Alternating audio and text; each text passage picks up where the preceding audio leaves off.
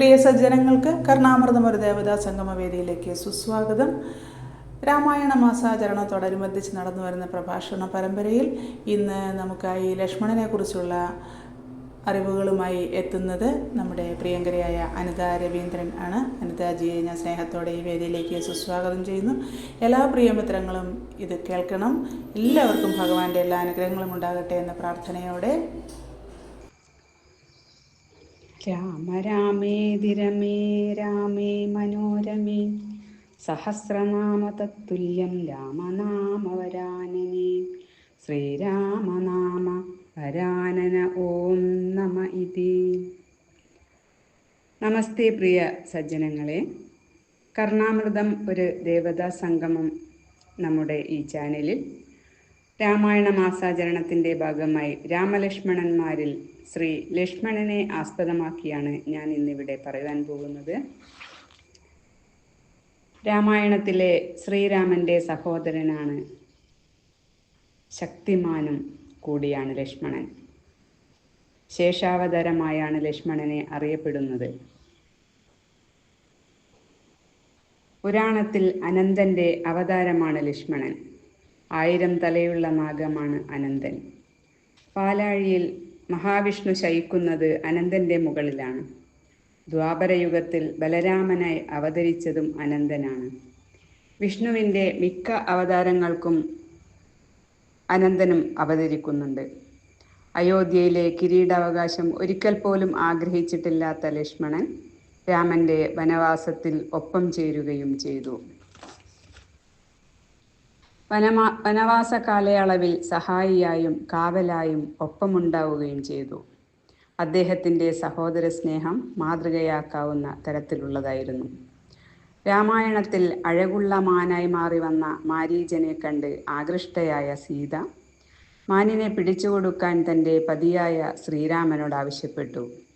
മാനിനെ പിടിക്കാൻ പോയ ശ്രീരാമൻ സീതയ്ക്ക് കാവലായി ലക്ഷ്മണനെ നിയോഗിച്ചു. ദൂരെയെത്തിയ മാരീചൻ രാമൻ്റെ ശബ്ദത്തിൽ കരയുകയും ഇത് കേട്ട സീത പരിഭ്രാന്തിപ്പെടുകയും ചെയ്തു. സോദരൻ്റെ രക്ഷാർത്ഥം ചെന്നെത്താൻ ലക്ഷ്മണനോട് ആവശ്യപ്പെടുകയും ചെയ്തു. രാമന് ഒന്ന് സംഭവിക്കില്ല എന്നറിഞ്ഞിരുന്ന ലക്ഷ്മണൻ ആദ്യം വിസമ്മതിക്കുകയും ആശങ്കയാൽ പോകുവാൻ തുനിയുകയും ചെയ്തു. പോകുന്നതിന് മുമ്പ് കുടിലിന് ചുറ്റും തൻ്റെ സിദ്ധിയാൽ ഒരു രേഖ വരയ്ക്കുകയും ആ രേഖ കടന്ന് ആര് അകത്ത് വരാൻ ശ്രമിച്ചാലും തൽക്ഷണം മരിക്കും എന്ന് സീതയോട് അറിയിക്കുകയും ചെയ്തു. ഒരിക്കലും ഈ രേഖ മറികടക്കരുതെന്നും അങ്ങനെ സംഭവിച്ചാൽ ദേവിക്ക് ആപത്തണയും എന്ന മുന്നറിയിപ്പും നൽകിയ ശേഷം രാമരക്ഷാർത്ഥം ലക്ഷ്മണൻ പോവുകയും ചെയ്തു. ഈ തക്കത്തിന് രാക്ഷസരാജാവായ രാവണൻ സീതയെ അപഹരിച്ച് ലങ്കയിലേക്ക് കൊണ്ടുപോവുകയും ചെയ്തു എന്നുള്ളതാണ് രാമായണത്തിൽ പറയുന്നത്. ചെയ്യുന്നതിൻ്റെ പരിമിതിയായി സാധാരണ ജനങ്ങളിൽ ചിലർ ലക്ഷ്മണരേഖ താണ്ടരുത് എന്ന് പറയാറുണ്ട്. ശക്തിയിൽ രാമന് തുല്യമായി തന്നെ ലക്ഷ്മണനെ കരുതുന്നു. രാവണനുമായുള്ള യുദ്ധത്തിൽ അതികായനെ പോലുള്ള രാക്ഷസന്മാരെ കൊല്ലുകയും രാവണൻ്റെ മകനായ ഇന്ദ്രജിത്തിനെ വധിക്കുകയും ചെയ്തു. രാമനായി ചേർന്ന് രാവണൻ്റെ സഹോദരനായ കുംഭകർണൻ എന്ന ഭീമാകരനായ രാക്ഷസനെയും നിഗ്രഹിച്ചു. രാമൻ എന്ന പദത്തിൽ ലക്ഷ്മണൻ്റെ ചരിത്രവും കൂടി വന്നിട്ടുള്ളതിനാൽ ഇവിടെ ഒരു ലഘുവിവരണം ഞാൻ പറയുന്നു. അയോധ്യ രാജാവായ ദശരഥന് കൗസല്യ, സുമിത്ര, കൈകേയി എന്ന 3 ഭാര്യമാരുണ്ടായിരുന്നു. സന്താന ലബ്ധിക്കു വേണ്ടി രാജാവ് ഋഷ്യശൃംഗൻ എന്ന മഹർഷിയെ വരുത്തി പുത്രകാമേഷ്ടി എന്ന യാഗം നടത്തിച്ചു. ഹോമകുണ്ഡത്തിൽ നിന്നും ഉയർന്നു വന്ന ഒരു ദിവ്യപുരുഷൻ കൊടുത്ത പായസം ഭക്ഷിച്ചതിനാൽ 3 ഭാര്യമാരും ഗർഭവതികളായി. കൗസല്യ ശ്രീരാമനെയും കൈകേയി ഭരതനെയും സുമിത്ര ലക്ഷ്മണ ശത്രുഘ്നന്മാരെയും പ്രസവിച്ചു. പഞ്ചവടിയിൽ വെച്ച് ഖരൻ, ദൂഷണൻ, ത്രിശിരസ് എന്നീ രാക്ഷസന്മാരുടെ നേതൃത്വത്തിൽ വന്ന രാക്ഷസപ്പടയെ നശിപ്പിക്കുന്നതിൽ ലക്ഷ്മണൻ്റെ കൈകൾ സുശക്തമായി പ്രവർത്തിച്ചു. രാമലക്ഷ്മണന്മാരെ മോഹിച്ചു വന്ന ശൂർപ്പണഖയെ ലക്ഷ്മണൻ നാസികയും കുജങ്ങളും ഛേദിച്ച് വിരൂപയാക്കി. വിവരമറിഞ്ഞ രാവണൻ സീതയെ മോഷ്ടിച്ച് ലങ്കയിലേക്ക് കൊണ്ടുപോയി. ദുഃഖിതരായ രാമലക്ഷ്മണന്മാർ കണ്ണുനീർ വാർത്തുകൊണ്ട് വനത്തിൽ കൂടി ബഹുദൂരം സഞ്ചരിച്ചു. ലക്ഷ്മണൻ ജ്യേഷ്ഠനെ രാജ്യഭരണത്തിൽ സഹായിച്ചു. ജനങ്ങൾ സീതയെ അപവാദം പറഞ്ഞപ്പോൾ ജ്യേഷ്ഠന്റെ നിർദ്ദേശപ്രകാരം ലക്ഷ്മണൻ സീതയെ വനത്തിൽ കൊണ്ടുപോയി ഉപേക്ഷിച്ചു. ശ്രീരാമൻ നടത്തിയ അശ്വമേധായാഗത്തിൽ ലക്ഷ്മണൻ തന്നെ യാഗാശ്വത്തെ നയിച്ചു. യാഗാശ്വങ്ങളെ തടഞ്ഞു നിർത്തിയ കുശലവന്മാർ ലക്ഷ്മണൻ യുദ്ധം ചെയ്തു. ശ്രീരാമനെ രഹസ്യത്തിൽ കണ്ടു സംസാരിച്ചു. അകത്തു പ്രവേശിക്കാതിരിക്കാനായി ലക്ഷ്മണനെ ദ്വാരപാലകനായി നിർത്തി. അപ്പോൾ വന്ന സനകാദിമുനികളെ പറ്റി വിവരം ധരിപ്പിക്കാൻ അകത്തു കടന്നു ചെന്ന ലക്ഷ്മണനെ ശ്രീരാമൻ പരിത്യജിച്ചു.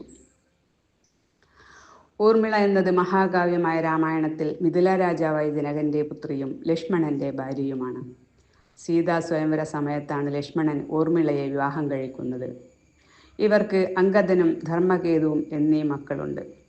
14 വർഷത്തിന് ശേഷം രാമലക്ഷ്മണന്മാർ സീതാദേവിയോടുകൂടെ തിരിച്ചെത്തിയപ്പോൾ അയോധ്യാവാസികൾ അവരെ കാണാൻ കൊതിച്ചു. എന്നാൽ ഊർമിളയെ മാത്രം കണ്ടില്ല.